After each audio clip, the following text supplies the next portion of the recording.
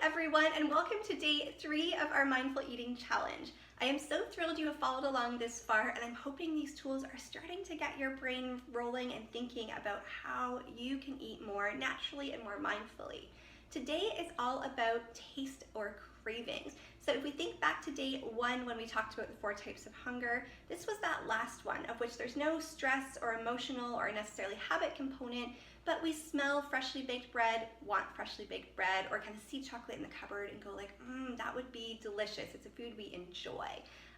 Cravings are a wonderful thing because they help us enjoy foods we love, but they can also be really darn persistent and nagging and sometimes get in the way of our goals and our progress for health and eating.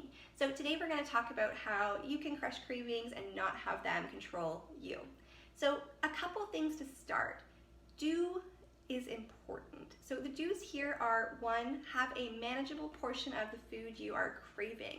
So if you are craving chocolate or chips or bread, whatever that kind of thing is for you, find a way to get a portion that you can manage. So going and buying a Costco bag of Chicago mix is going to be a dangerous thing for me. It's one of my favorite snacks. But finding those little mini bags at the Save-On or the grocery store is a really manageable way to have that treat and not feel like I'm tempted all week long or kind of having to stare it down in my cupboard. For most of us, especially really high value foods, so very sweet or very salty, that's just a tricky thing to manage. So do find a manageable portion of the food you're actually craving.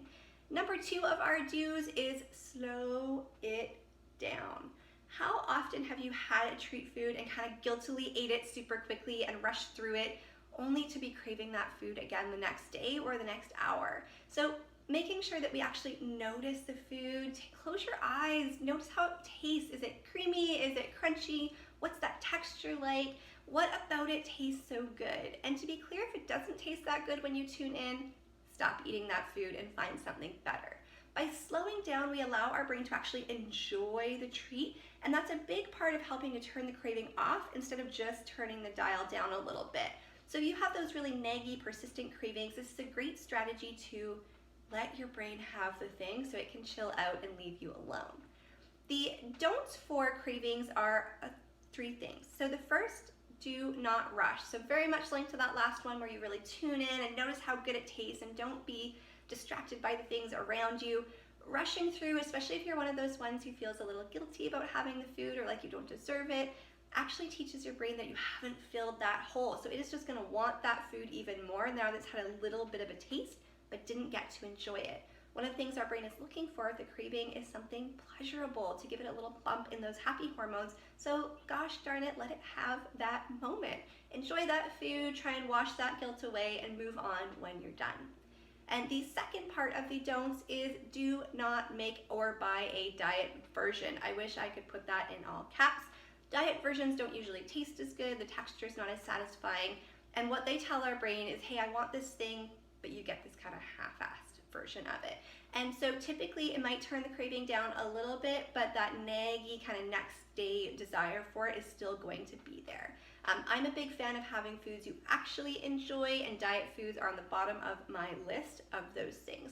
So please, please, please have a real delicious version of it. Don't do the half-baked version.